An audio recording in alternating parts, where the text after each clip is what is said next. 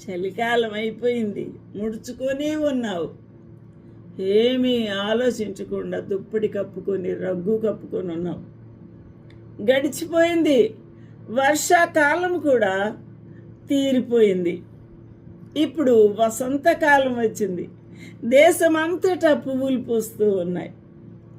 ఆ యొక్క పిట్టలు కోలాహలంగా సంతోషముగా కోలాహలము చేయుచూ ఉన్నాయి. అనగా సర్వలోకమంతా సిద్ధమైపోయింది. దేవుని యొక్క వాక్యము ఆల్మోస్ట్ ఆల్ అనేక మందికి చేరింది. సువార్త ప్రకటించబడింది. అనేకులు రక్షించబడ్డారు. కోలాహలంగా ప్రభుని స్తుతిస్తూ ఉన్నారు. దేశమంతటా పువ్వులు పూసి ఉన్నవి.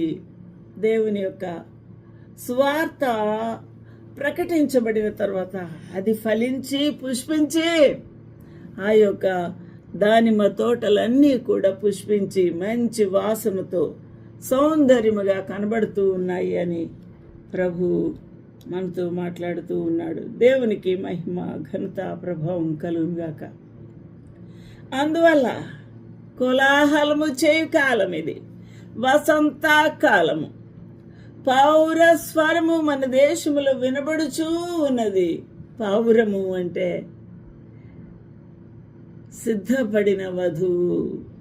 హల్లెలూయా, సిద్ధపడిన వధువు. The flowers appeared on the earth. The time of the singing of the birds is come, and the voice of the turtle is heard in our land. అంజూరపు కాయలు పక్కుమగుచూ ఉన్నాయి. ద్రాక్ష చెట్లు పూత పట్టి సువాసన ఇచ్చుచున్నాయి. ద్రాక్ష తోటలు ఇశ్రాయేలు వారికి సాదృశ్యంగా ఉన్నాయి. వారిలో అనేకులు ప్రభువుని అంగీకరించి ప్రభువా రమ్ము అని అంటున్నారు. వారు సువాసన వెదజల్లుతూ వారు పశ్చాత్తాపం కలిగిన హృదయాలతో ప్రభువుని ఆహ్వానించుచూ ఉన్నారు. నా ప్రియురాల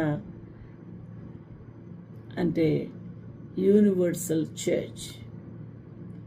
సుందరవతి లెమ్ము రమ్ము అని ప్రభు పిలుస్తూ ఉన్నాడు.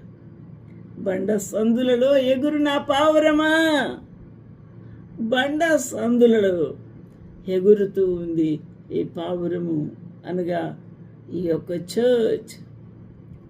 ఎందుకు అనగా పేటు బీటలను ఆశ్రయిస్తూ ఉంది. సందులో దాక్కునుటకు, శ్రమలలో దాక్కునుటకు. నా పావురమా నీ స్వరం మధురము.